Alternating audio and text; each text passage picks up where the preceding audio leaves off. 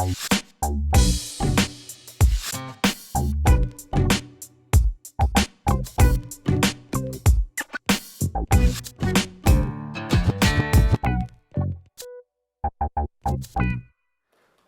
I'm Stuart. I work for a bank, kind of a big one.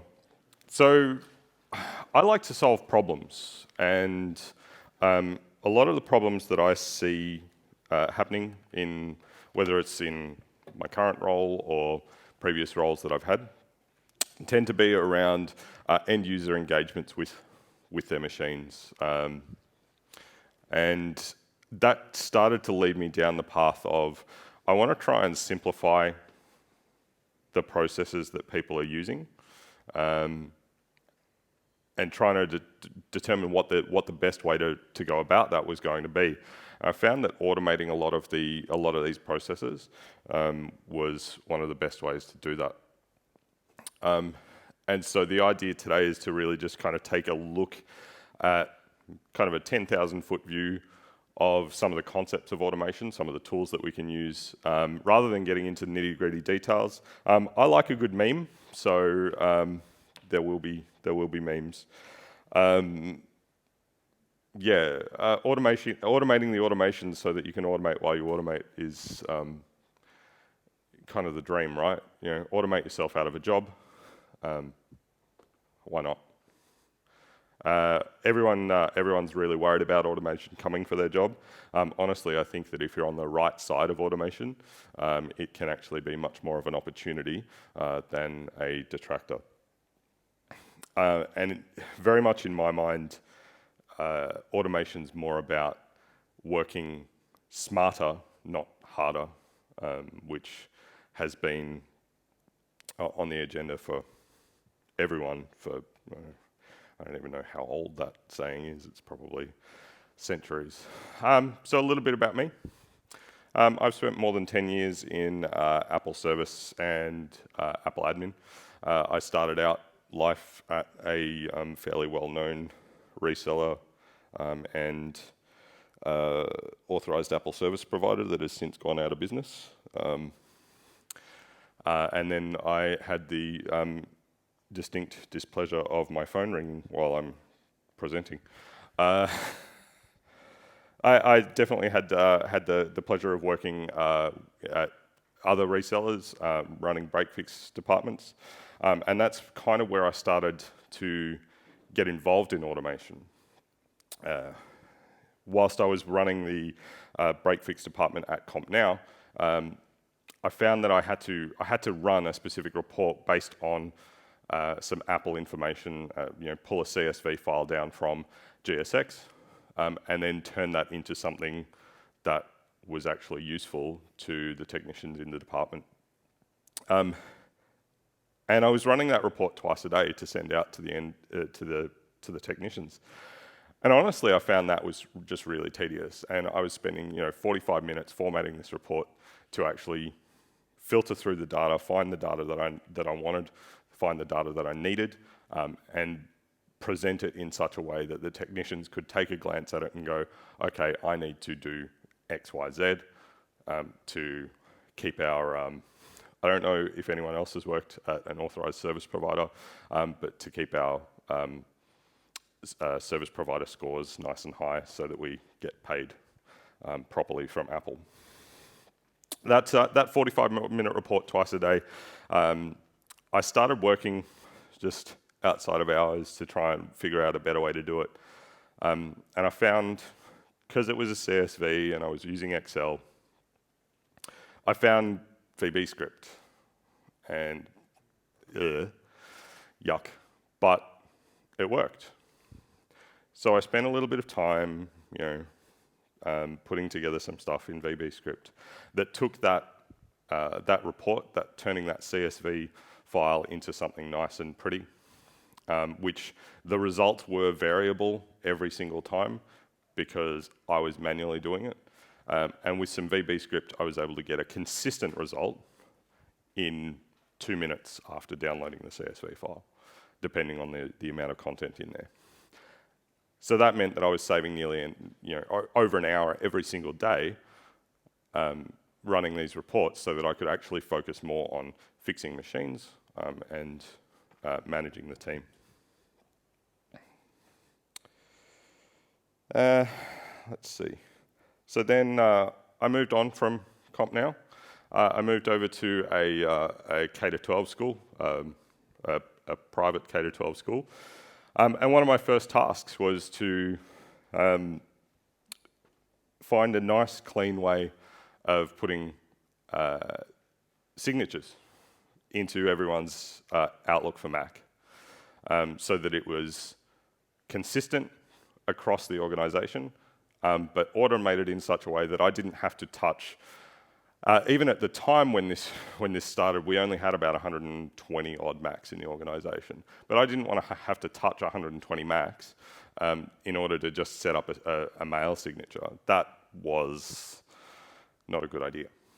So I came up with some AppleScript to inject the HTML scripts, the HTML signatures into Outlook. And that was nice and easy. And it meant that if the HTML changed, we could very easily just modify the HTML in there. And we're still pulling the same variables into the code and getting some good results.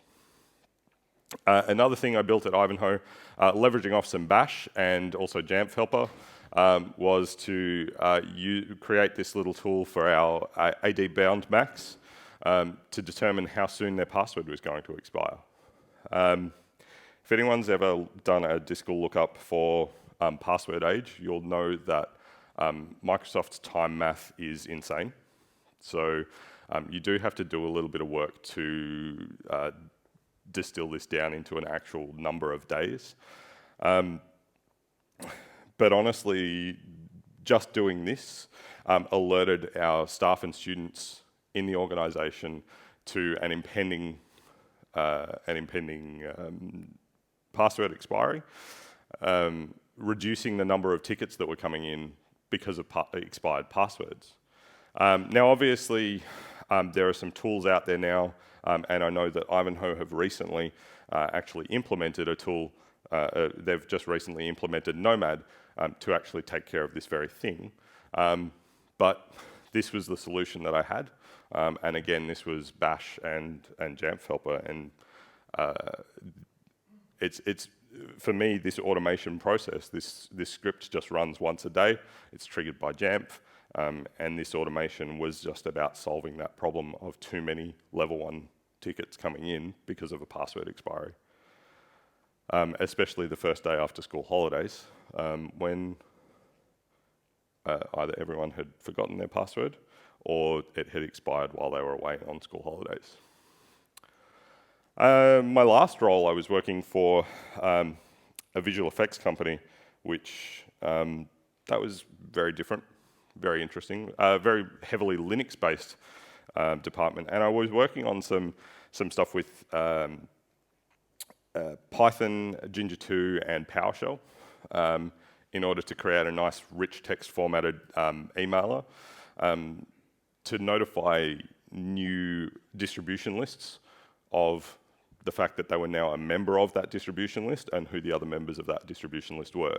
So the PowerShell was running on a Windows domain controller to pull the members of the list and feeding that back into the Python, which was then rendering an HTML template using Ginger 2. I don't have a screenshot of that one, unfortunately. That's still proprietary. And I also worked on some stuff at whoops, I just broke it.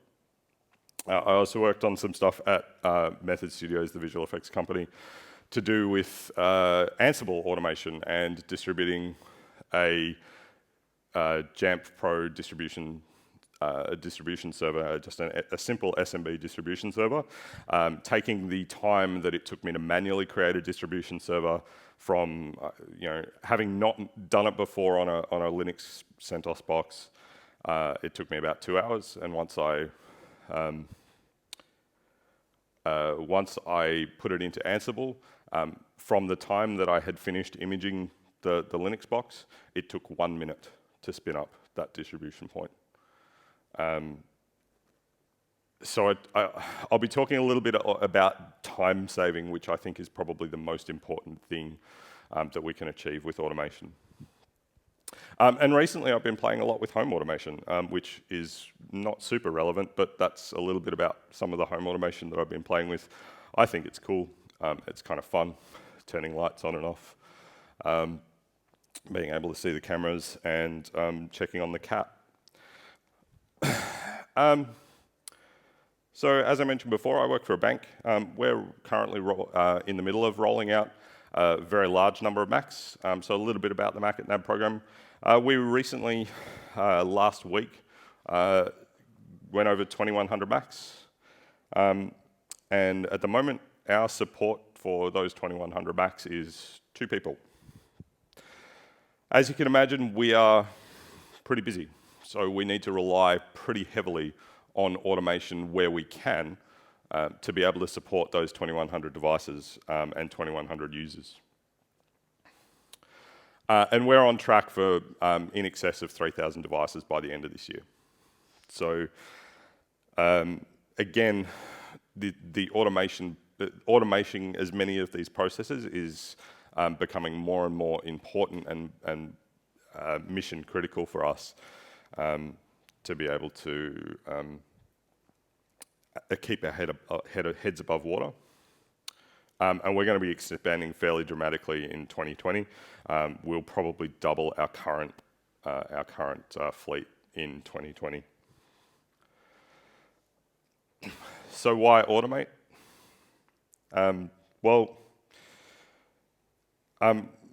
The first thing the first part of automation for me came about because of simplifying processes. When I was working for a K-12 school and being the only person who'd ever really touched a Mac beyond turning it on before, I would get 150 questions a day. Hey Stu, hey Stu, hey Stu, how do I do X, Y, Z? And this was from the level one team. So what I found was by trying to write and script and automate as many processes as possible and sticking those automations into self-service, I was able to just say, hey, it's in self-service. Just click this button. And not only that, being able to kind of move that back onto level 1 support, that also meant that having that there means that we can now move that off level 1 support back to the end user and have that level 0.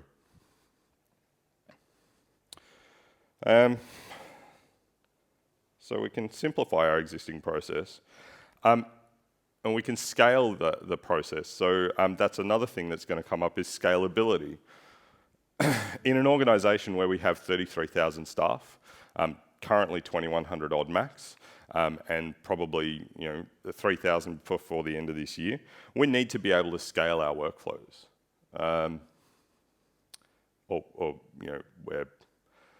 We're fish food. If you can't scale your workflows, if it's not simple and repeatable and easy to do, then for 2 of us to be supporting 2,100 devices is already fairly crazy. But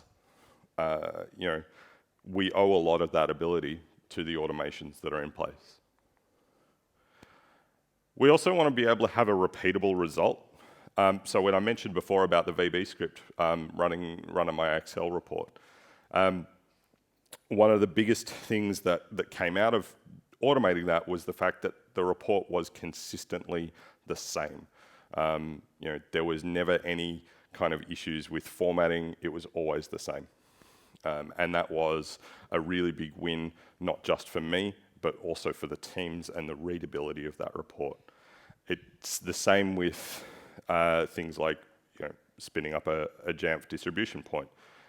If you can repeat that process and have the same result every single time, then that also feeds back into the scalability of things.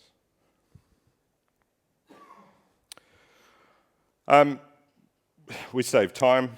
and time is pretty important for any admin.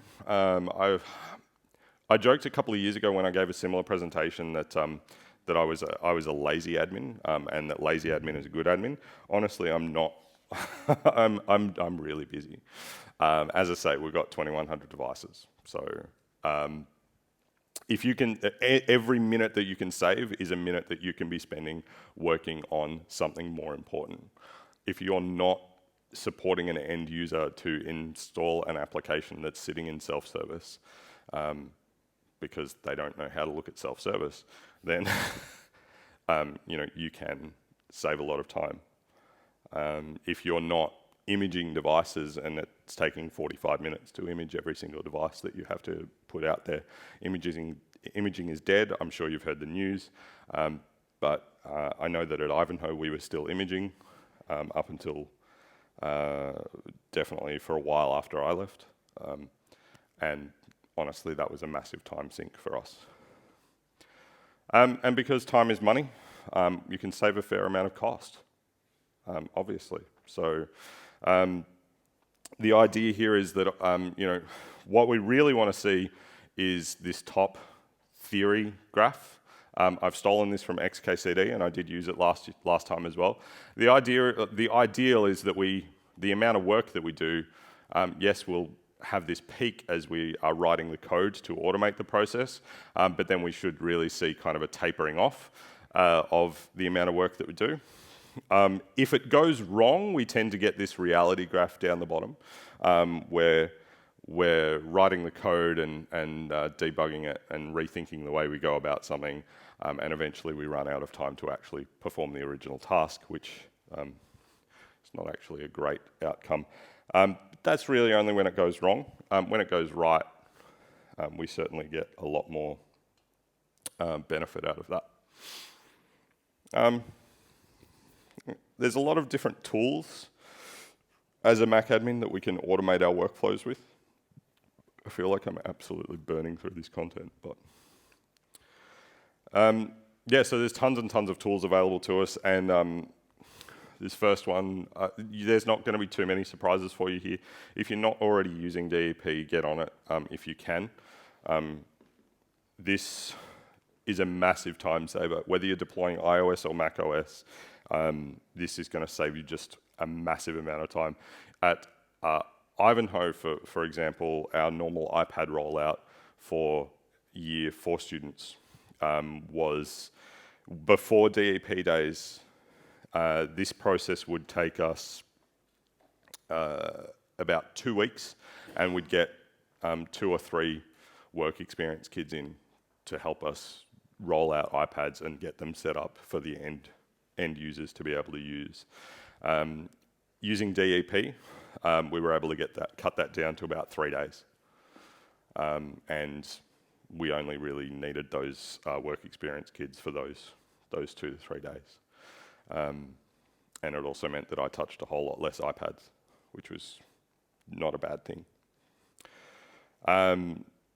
Generally, you'll find in K-12 schools where they're handing out iPads, you tend to set it up for the end user as opposed to just giving them a box wrapped in cellophane and saying, "Have at it." What we're definitely doing at NAB, so we still run through an onboarding process with our users, but we hand them a box in cellophane, and then we take them through the DEP process. And we can normally get, depending on our bandwidth on any given day at any given time on any given 4G network, we can get 6 or 10 devices rolled out in 45 minutes if we parallelize the process, which is actually really quite good. And for us to be able to keep up the volume, we're ordering hundreds of Macs per month from Apple to keep up with our demand, and we're still struggling to meet our demand at the moment. So DEP is our Lord and Saviour as it stands at the moment. Next one I like to talk about a little bit is Mac Deploy Stick. Has anyone heard of Mac Deploy Stick? Yep. Is anyone using it? Yep. So there's kind of two parts to Mac Deploy Stick. The first part is just basically a USB installer. I think I have one I prepared earlier. No. It's basically just a USB with your standard installers on it, and it's a modified version of Imager, if you've played with Imager. One of the great things about MDS is it uses the macOS installer, so things like firmware patching and all of that kind of stuff happens automatically. You can set up your MDS stick to erase your drive before laying down the bare bones image. And the other great thing that you can do with MDS, this is a screenshot of MDS. The other great thing you can do with MDS is get one of these. This is an Arduino Micro, and you can set this up. I'm not sure if you can read this. You can set this up, set up what's called an automaton, and this mimics an HID device, so a standard keyboard import. So you option boot your Mac, plug this in. You can set it up so that it enters your firmware password. You can set it up so that it then triggers, it then enters terminal inside the recovery partition and triggers the Imager process. It's very, very cool. Tim Perfett over Two Canoes has created this amazing tool, and I've been playing around with it a little bit recently, and it's really, really cool. I think that it'll... Sorry, say again? He'll sell it to you as a kit. Yeah, Tim will also sell it to you as a kit. I got this Arduino Micro from eBay for $6.95. Tim's are $9.95 US plus shipping, and they come in a nice little 3D printed case as well. This one I have not made work yet.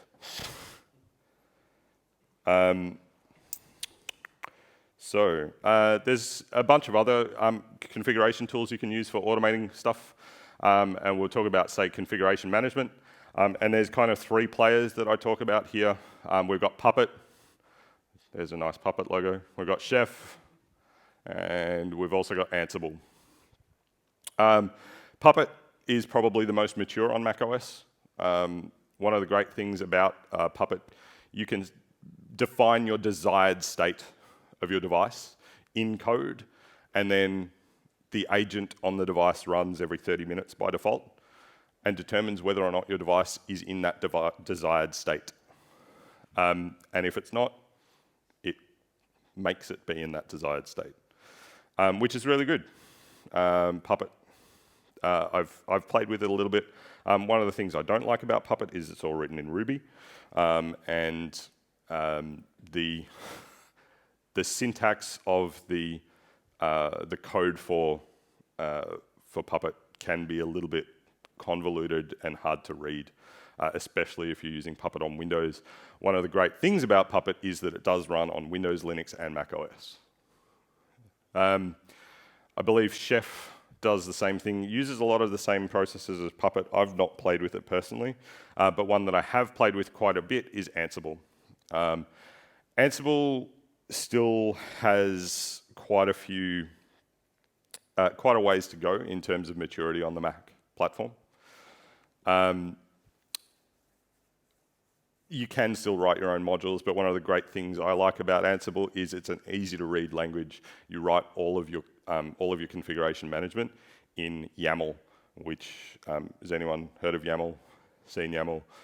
Yeah, I think we spoke about it briefly in the Docker workshop yesterday as well. Yet another markup language. It's very easily human readable, as opposed to some of the stuff in Puppet, which you look at and you go, what the hell is this doing?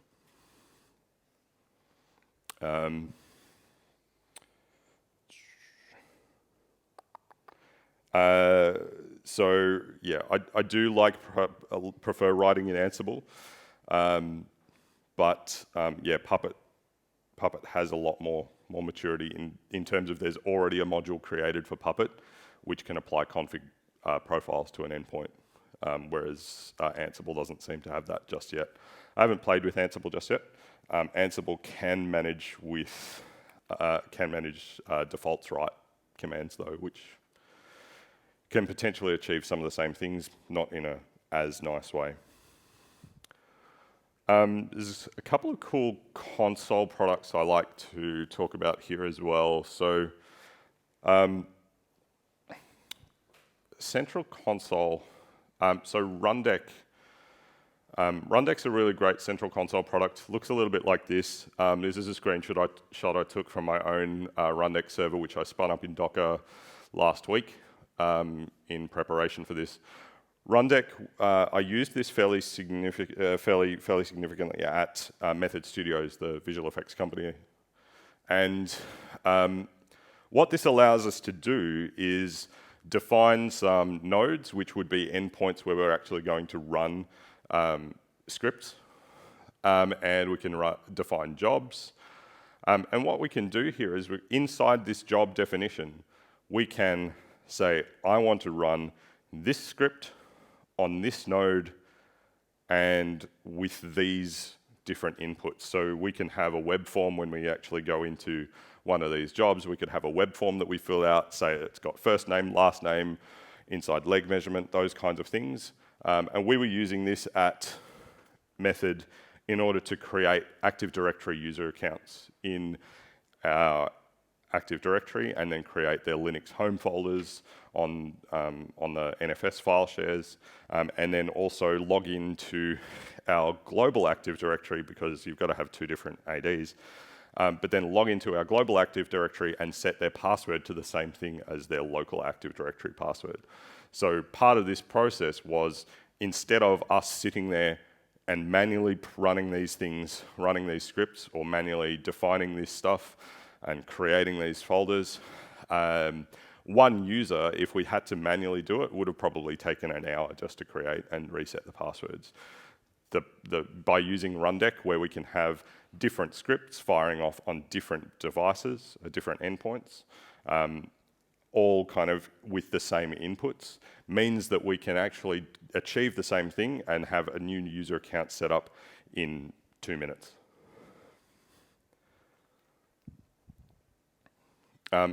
Like the examples I've got there is just, sync A to B, sync B to C, and the descriptions there.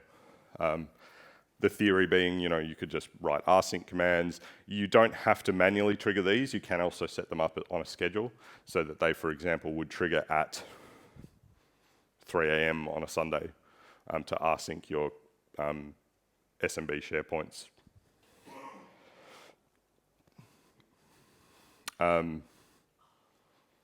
The other one I want to mention is Ansible Tower, AWX. So for Ansible shops, this is actually really cool.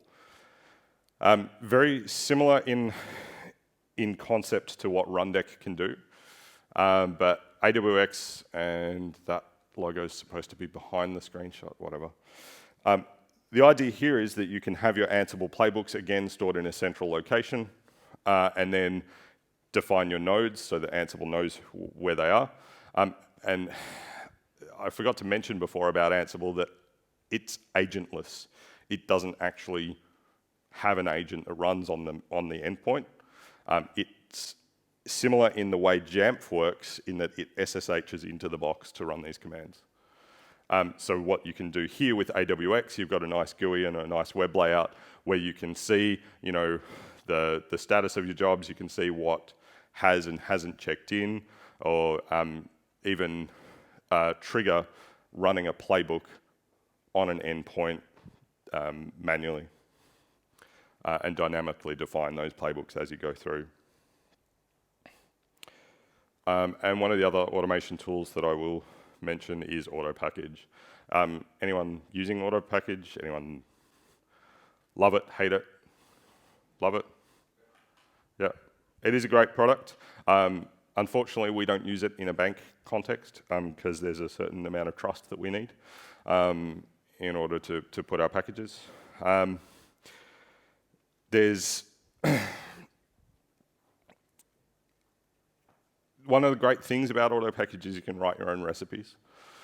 So that if you do have a package that hasn't been created by someone else, but you want to be able to leverage off auto package, get the latest updates, all of that kind of stuff, and stick it in your JSS or other MDM solution. Even Monkey, if you're using Monkey, auto package is a great tool to do that.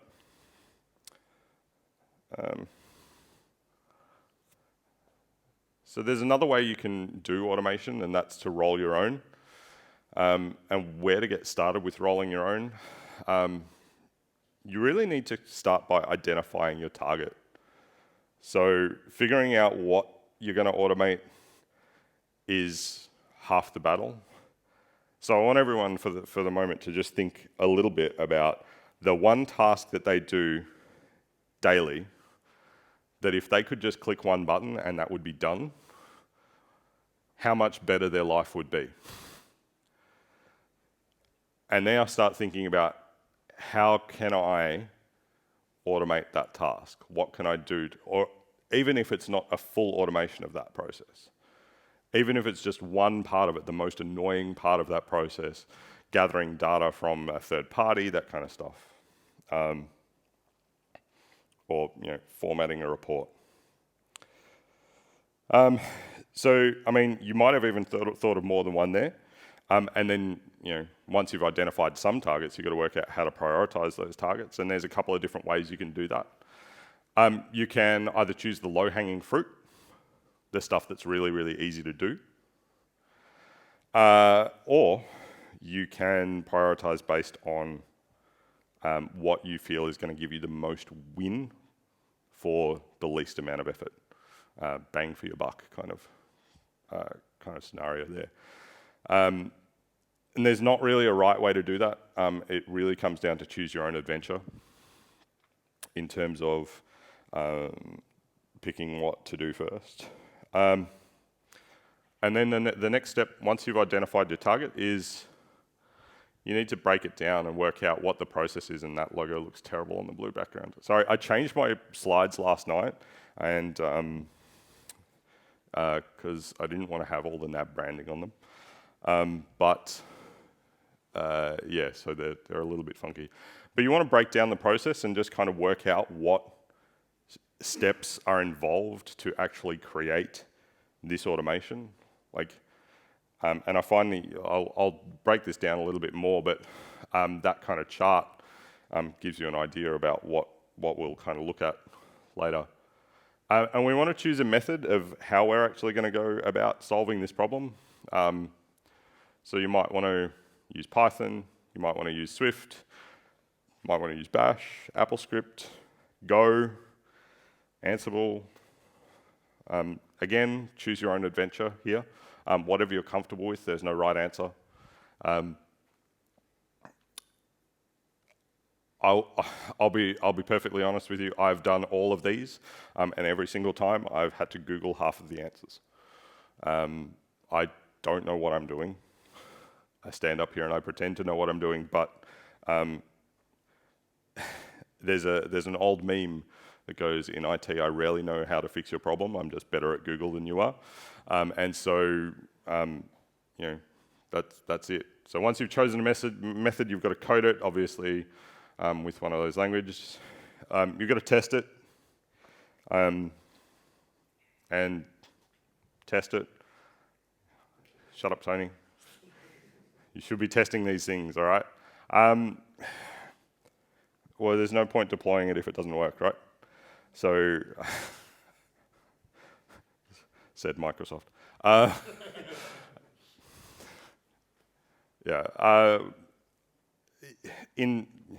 This is going to depend a little bit more on your individual organization anyway, but generally speaking, it's probably unwise to go deploying stuff without running it through at least a couple of different test cycles, just to make sure that it's not going to bust anything. After thorough testing, we can deploy it, and you might think we're done, but we're not. We do need to iterate on our designs. Honestly, if you are not moving forward, if you're not innovating and iterating your work, then you're moving backwards. I don't think that anyone here would disagree with that, I hope. But we see this in tech all the time, where if you do something and then stop doing it, the next version of a major OS is going to break the work that you've done, or someone will release some new hardware, and all of a sudden, that thing that I was doing doesn't work anymore. There's just so many different variables that you need to consider if you're going to code something and leave it.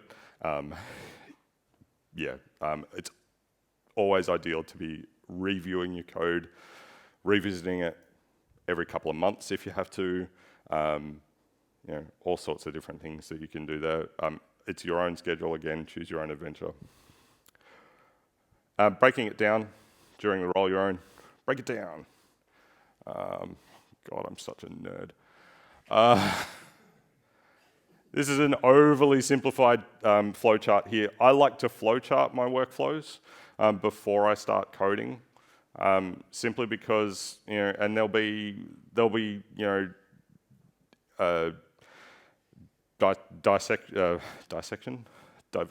Yeah, there'll be divergent points in here, and it's never gonna look this simple. I can guarantee it. And then the fourth step should be profit, but it's never ever gonna look this simple. The idea is to go through. It doesn't matter if you use PowerPoint or Visio, if you happen to want to use a Microsoft product, or Draw.io or a pencil. Doesn't matter. Chart it out. Like, figure out the steps so that you can then look at your flowchart and go, all right, where do I start with coding it? What's the easiest thing what's the easiest portion of this problem to solve first? I can guarantee you that you will not be able to solve the whole problem in one go. There's the old saying, how do you eat an elephant? One bite at a time. So this is how I like to think about solving these problems, is like eating an elephant, one bite at a time. And this kind of charting process helps you identify your decision points, helps you also identify the variables that you might need to be defining or retrieving from the user. So maybe you might want to, have a process to go, hey, I know that my asset tags on Jamf are not up to date. I want to fix that. So I'm going to push a thing to the end, and I want the user to put the asset tag into a form that pops up on their screen, and then that'll update my Jamf. That's a variable that you might want to retrieve from the end user, or you might just want to ask them to choose a button, say which campus they work at, what the name of their first cat was, that kind of stuff.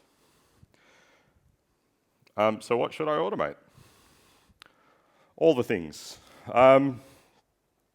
As I said before, you really want to be thinking about the stuff that annoys the heck out of you, the stuff that you're doing repeatedly again and again and again, the questions that you're getting asked the most. So as admins, whether you're on the front line of support or whether you are out in the back office and you just constantly get hounded by help desk minions that are saying, hey, how do I X? X is probably your answer to this question, what to automate. But you will start to think when you look at a process, hey, can I automate that? So I think I've got about 6 minutes left, which is good. So I think I've managed the time pretty well. Yay. I think if you only take into account just the potential time saving, you'll find that automation is inevitable. Not just within your own organizations, but within the industry as a whole. We need to be, again, working smarter and not harder to solve these problems. And I think that automating basic maintenance tasks has definitely allowed me to focus on other projects like automating other things and solving larger problems. I've got some contact details here.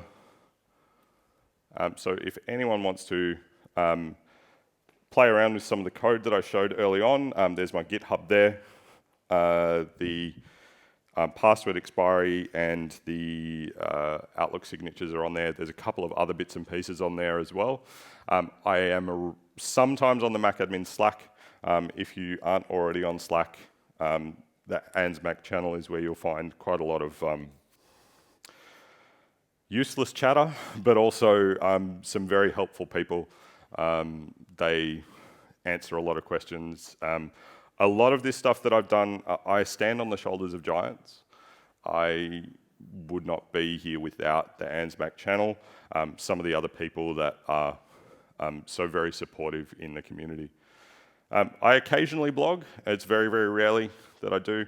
There's a lot of home automation stuff that I want to put on there coming up soon. So if you're interested in home automation, check it out. And I'm also on Twitter, but I don't post anything. So, and then, yeah, as I said, hopefully you'll start to think like this. Can I automate that? Does anyone have any questions, comments, concerns, feedback, issues that maybe they want to have an idea about automating?